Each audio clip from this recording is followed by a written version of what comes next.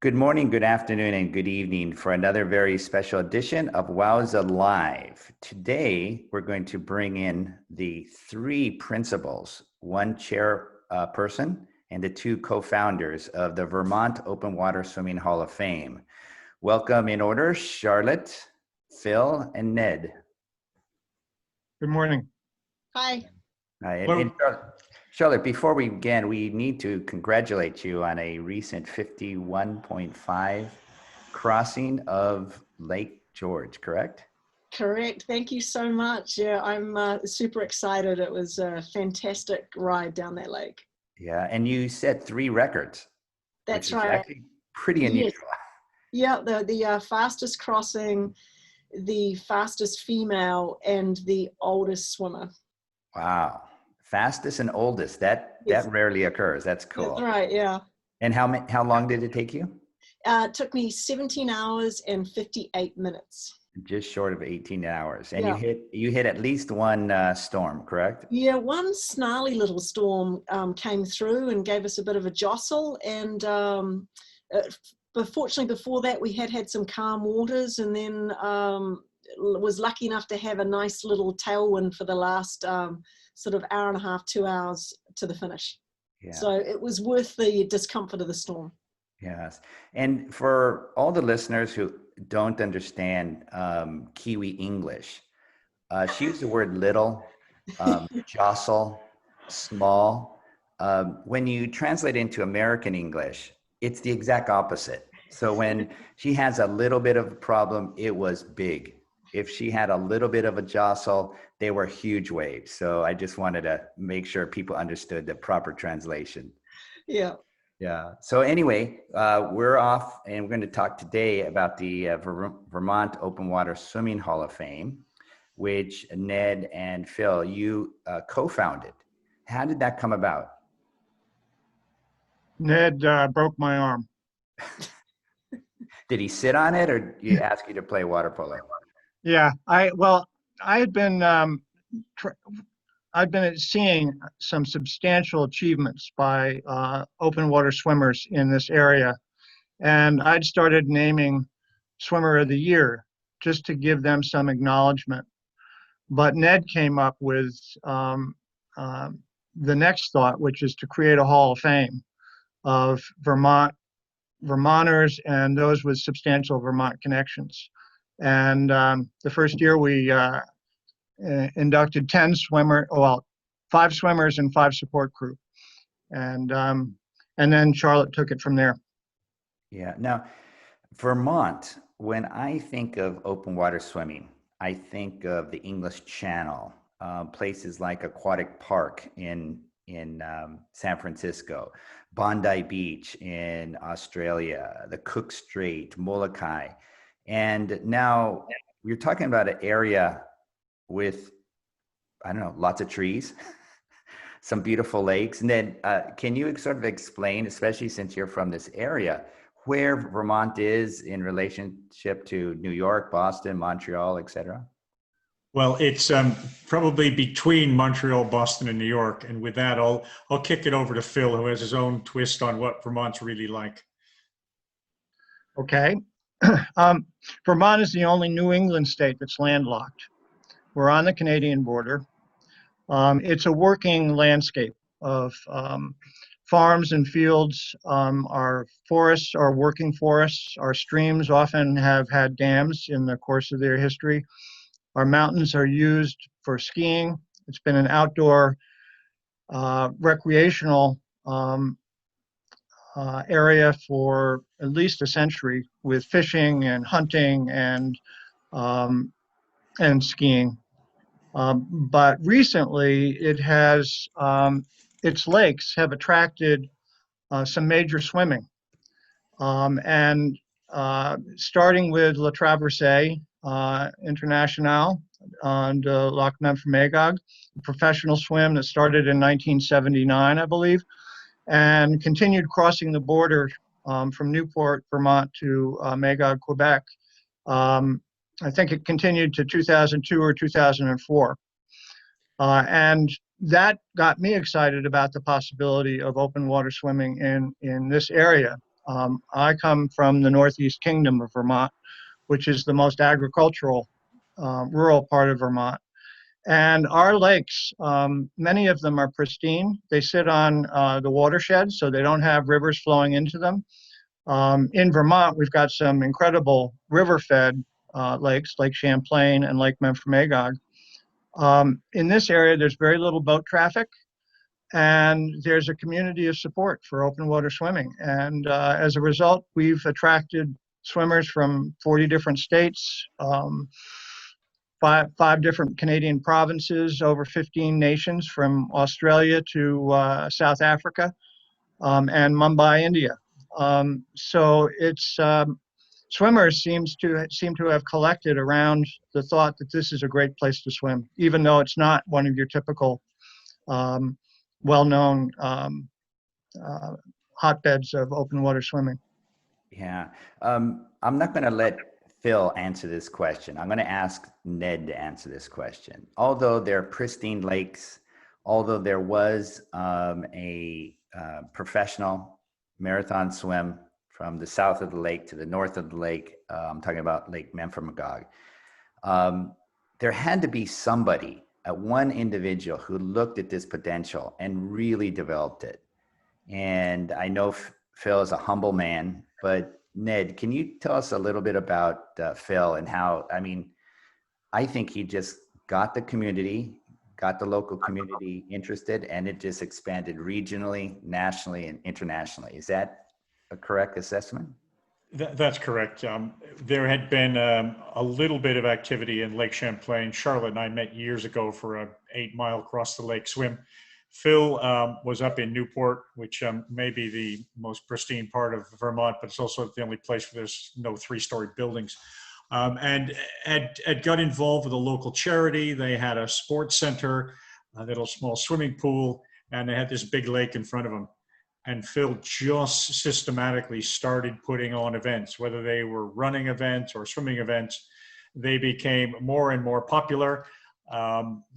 The location is beautiful. The swims started with a 10-mile swim, the Kingdom, and he's just added more and more swims. So as somebody who was privileged enough to do one of the swims, you've got 8-year-old kids doing their first mile swim. You've got 10-year-old kids doing a 3-mile swim. You've got 70-year-old gentlemen doing a 5-mile swim, and then they come back the next year and do a 10-mile swim. Then if he wasn't happy with one lake, he started taking over a whole bunch of other lakes. And the swims were, you know, heavily supported by people like Charlotte, who's local in Stowe, which is, they do have a 3-story building. The Vermont gang, the Boston gang was hugely supportive. And word got out that it was a great place to swim and was good fun. And there was a dinner and people just started putting it on their list. Next thing you know, Phil dragged out the ice cutting machine from 3 or 4 barns, started cutting a hole in the lake and deciding he was in the ice swimming business. So it's become, you know, something for everyone. Yeah.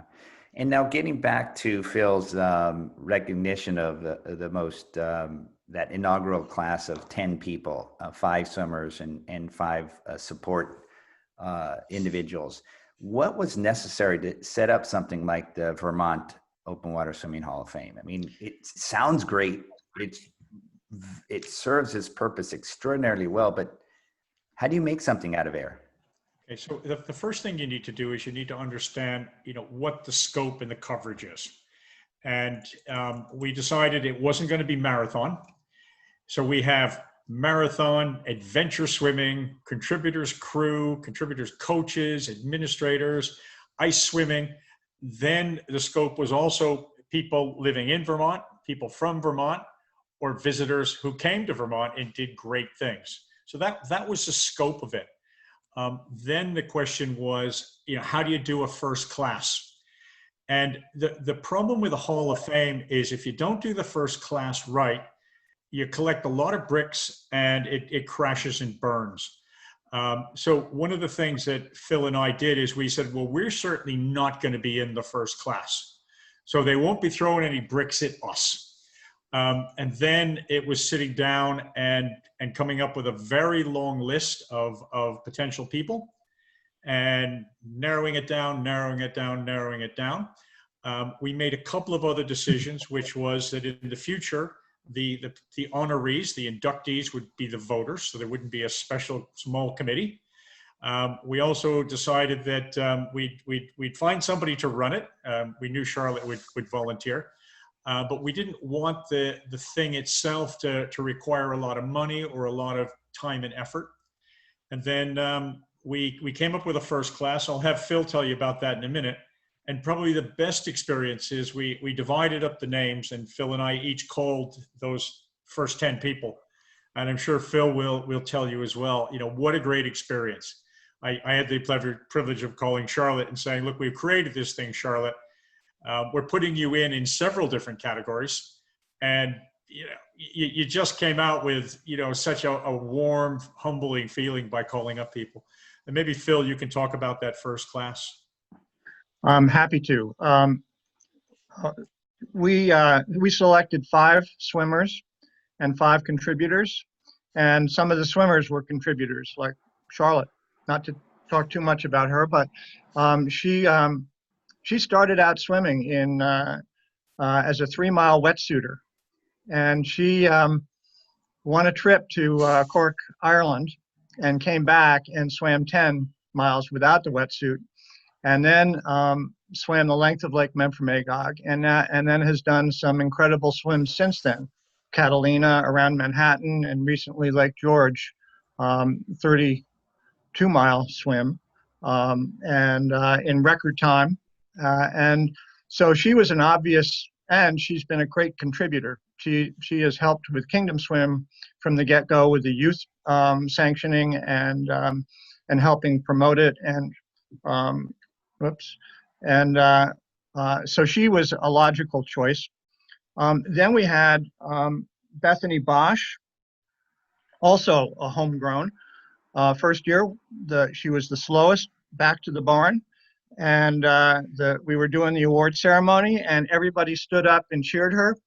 And she said at that moment she knew she was an open water swimmer, and she went on to Ned's playpen, and came back with chopping an hour and a half off her time, and then swimming the length of the lake the year Sarah Thomas did, and went off to become to swim the English Channel. So extraordinarily inspiring to see those. We also added Paula Yankowskis. She also started in Kingdom Swim as a 3-mile swimmer. She's from Hyde Park, and she went on to swim Memphremagog and become a triple crowner. And then Bill Shipp from Mitchellville, Maryland, has been a contributor as well as a swimmer, and he and a life coach for me, which he's failed at miserably. But he came up and he swam the 10-mile swim, third in 2010, and then got cancer and came back and swam the next year the 10-mile. That was his bar of recovery. His goal of recovery was to swim that swim, and he did it.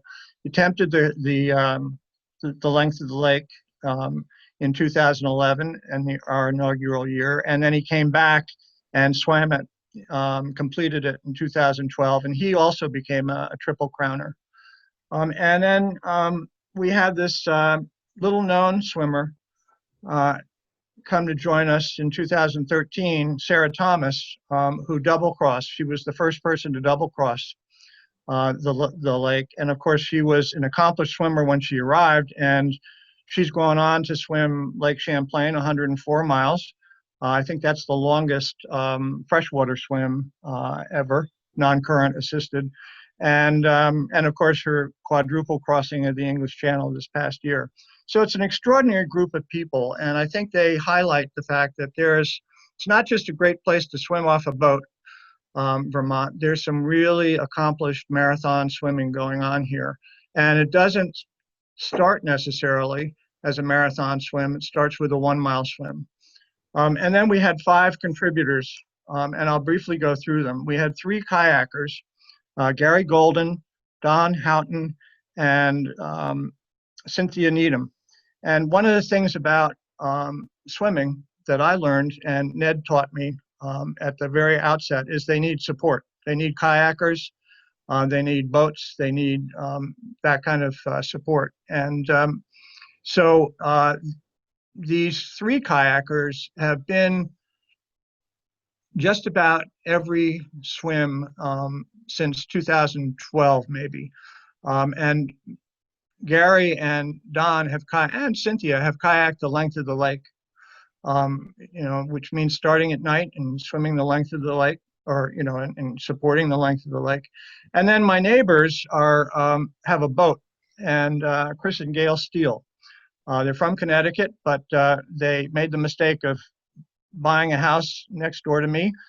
And when we started Kingdom Swim, and I should say, I reached out to Ned early on, not knowing what trouble he could be. And he knew that if he didn't help me, I would probably end up killing a bunch of swimmers. So he really guided me through the first year and every year since with logistical support. But getting back to Chris and Gail, we needed boat support, and they volunteered to lead the pack right from the beginning, and they've been out supporting Kingdom Swim every year since. And they've also were lead boats in the first 2 Memphremagog crossings starting in 2011. We had started an amateur swim called In Search of Memphrey in 2011, and they led the charge. And the weather conditions those first 2 years were extreme. Well, the first three or 4 years were pretty extreme, and they boated their way through it. They were thinking they would go out and make ham and eggs in the morning for the swimmers, and instead they were facing 2-foot waves, and at best it was scrambled eggs. But those were the 10 people that started this. Wow. So now, if I understand this timeline, so you and Ned have planted the seeds. You decided upon the scope of who's going to be, or who will be considered, who will be in. You did a very careful analysis and selection of the inaugural class, but now you've started, and I believe, Charlotte, you really needed to help this grow. And how did you do that? Well, firstly, it was sharing the criteria with the Hall of Famers, because moving forwards, for this to be healthy and strong and develop a good sense of community and attract more people to open water swimming, we needed to have the Hall of Famers connected and contributing to nominations for further years. So the actual first step for me was to welcome everyone and ask if anyone would like to nominate themselves to be chair, because I wanted everyone to have the opportunity to vote for someone to act on the Hall of Fame's behalf. And no one voted, so so here I am, and super happy to be doing it. Bill Shipp is co-chair, and he's a great support to me. He'll be a sounding board, and will communicate with me on different factors as well. So fortunately for me, Ned and Phil set out really clear criteria for nominations, which is contributors, ice swimmers, or marathon swimmers. So for me, it was about communicating to the initial Hall of Famers to ask for nominations for the next year. And in doing that, I actually found it a really healthy process, not only for me, but I hope for the other Hall of Famers, because what I'm looking for is for them to send me a nomination, not just a name, but a list of events, adventures, highlights for these people. And I think it's such a healthy thing for swimmers, kayakers, or any involvement in the sport to keep a note annually of what you've been involved in. And some people will go further than that of how they enjoyed it, but it's essentially journaling. So what I would look for was a nomination with the person's details, where they lived, and a little bit about their bio. And so I would collect that out and then send it to all the Hall of Famers and ask them to vote on a new class for the upcoming year. And the voting system it's a point system, and you're never quite sure how that will go, but funnily enough, it's actually been pretty clear cut out of the nominees who have come in, the existing Hall of Famers. It's been a pretty clear selection when I've looked at the numbers. So once that's done, then it's time to notify the new class. And as Ned said, you know, what a gift. I actually felt quite selfish doing it because I enjoyed it so much. And you know, many of these people are very accomplished, and I can't tell you how overwhelmed and thrilled they were to be acknowledged and included. And along with the people who did have a lot of experience, there are homegrown Vermonters that otherwise may not be recognized in the sport, whether it's swimming or kayaking or helping organizing events. And it's been a real thrill to see these people acknowledged and be so proud of their achievements, as they should be. So from there, Stephen, you have been wonderful on sharing the news with the World Open Water Swim Association. We've done the Swimmers Open Water has been updated, the Wikipedia. And what I'm actually going to add this class is, and I haven't done this till now, but I should, and that's doing press releases to each swimmer's local community, because I think it's nice that they're acknowledged in their own area. So they would get that, and then I created a logo, which you can see in the background here. Something so this was yours.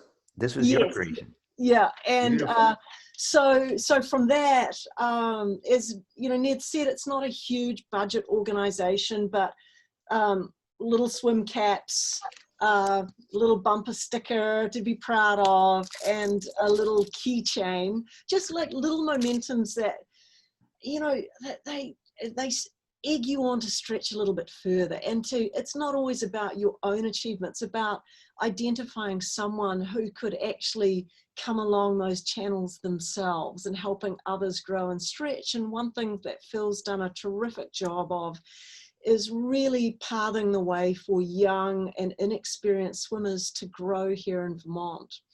So I am going to add a baseball cap, because I'm conscious that not all kayakers are going to want to paddle the lake with a swim cap on. So that's sort of the next step for this fall. I'm getting ready to send out a request for nominations coming up early in September. And once, as I said, once you're notified, I'll do a little handwritten old-fashioned Vermont note and send them their goodies by old-fashioned mail.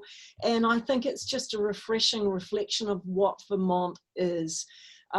We're up to speed, we're happening in so many areas, yet we're still a more sparsely populated place in the world where you can come and grab a swim, relax, and slow down a little bit. Wow. And just, you know, so it's incredible lakes and rivers and streams, but there's also a community experience, and that's what I see the Vermont Open Water Swimming Hall of Fame growing. Yeah. When all of you three explain what you've done in your role, you make it sound so easy. But in fact, I can only imagine the number of emails and calls and communications that are constant. Is that a fair assessment? Definitely correct. And I learned pretty quickly that any requests sent out and to anybody, we all need reminders. You know, we can see an email or a message, and you know, you're either a I'm going to do it right now person, or you're a hey, I'm going to put that on my task list and get to it later. And, you know, in life, we all have pressing things going on. And really my job is to just keep nudging that little task list up in someone's face so that they get it done. And we did add a ceremony. And that was always the intention from Ned and Phil, but that happened around the Kingdom Swim. It's quite casual. About 2 years ago, I added little green cloaks we think graduation, so that we do a ceremony and acknowledge people and get some photos and things like that. The ceremony, Steve, is really kind of one of the keys. So each year at the Kingdom Swim, there are hundreds of people, swimmers, supporters, whatever. So it's an audience that wants to put their hands together and applaud. Phil's already throwing a dinner. So Charlotte can kind of sneak on the back of that without a big extra cost, and that's one of the things that to have a Hall of Fame, it really helps that people get together, that people touch each other, and before COVID, handshake, give a hug. It's an opportunity to come up and say to your paddler from 2 years ago, by the way, just I know I thanked you 25 times already, but you were magnificent 2 years ago, and I'm delighted to you're in the Hall of Fame with us now. It's that connection. Yeah. I did go a little bit rogue on that and added in a creamy stand visit for the for the new class Hall of Famers as well. Don't forget the decoder ring. Yes, that's true. Yeah. I must admit, Phil, your awards are among the most unique and memorable of the entire global open water swimming community. From the cane to the maple syrup, it's incredible what you're doing. Thank you. Yeah, It's great to highlight the best beef jerky in the world, and I really loved giving the mayor of Magog Vermont pure maple syrup when we were celebrating Sarah Thomas's double cross and had a ceremony for her in Magog. So it's great to give out those kind of awards. I got a garden hose, Steve. I'm pretty sure Phil stole it from his neighbors, but I got a garden hose. It's a little different. He came in second, so yeah. I wasn't going to say it. I think it was a consolation prize. No, he got the hose. He got hosed. And Ned, you wear another hat as chairperson of the International Marathon Swimming Hall of Fame, and I've always believed that you cannot give enough recognition. The more recognition that we can offer to everybody, the people who receive the recognition are happy, and the people who have not yet received the recognition are so motivated to step up their game, as Charlotte says. And when you create something like the Vermont Open Water Swimming Hall of Fame, is this a template for people around the world to try to replicate? I think it is a template, Steve. You and I will be talking to Jamie Monahan about the Ice Swimming Hall of Fame. The Australians have just created a Marathon Swimming Hall of Fame. We created a Marathon Swimming Hall of Fame in Ireland. So we'll have a similar interview about each of those. All of them are slightly different, and I think that the template for me is, first of all, you have to know what the scope is going to be. You got to nail it down. What is it? So, for example, in Vermont, it includes superstar visitors from somewhere else that come and do amazing things in Vermont. It didn't have to include that, but the decision was made it would include that. And then you have to be really careful on that first class. It's so normal in something like a Hall of Fame that the first two people in it are the co-founders. And unless they both went to the Olympics and won gold medals and were awarded national honors by the President of the United States, there'd be somebody that says, hang on a minute, what, those two guys first class, come on now. So the first class is really tricky to get it right. And then finally you need a mechanism to make sure it's going to be around in 10 years. And you need somebody like a Charlotte or somebody like a Bill Shipp that are willing to do the things that typically don't cost a lot of money, but do cost a lot of time and love and attention. And Phil, where can people read more about the Vermont Hall of Fame? Well, I don't know. Open Waterpedia. I think WOWSA produced Yes. an article about it when we formed, but we don't have a website yet. We Okay. don't have we have a plaque we hang up in a dive bar, but other than that, I don't know. Yeah. Steve, Well, I certainly. a website costs money and needs a different talent. There is an open waterpedia page on the Vermont Open Water Swimming Hall of Fame, and there's an open waterpedia page for every single inductee, and the logo is pasted in every single one of those proudly.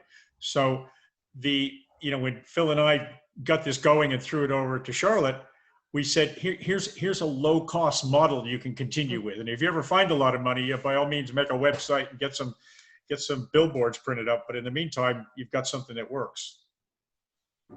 Well, thank you very much, all three of you. This is very, very motivational for many, inspirational for all. And thank you again. Thank you. Thanks, Steve.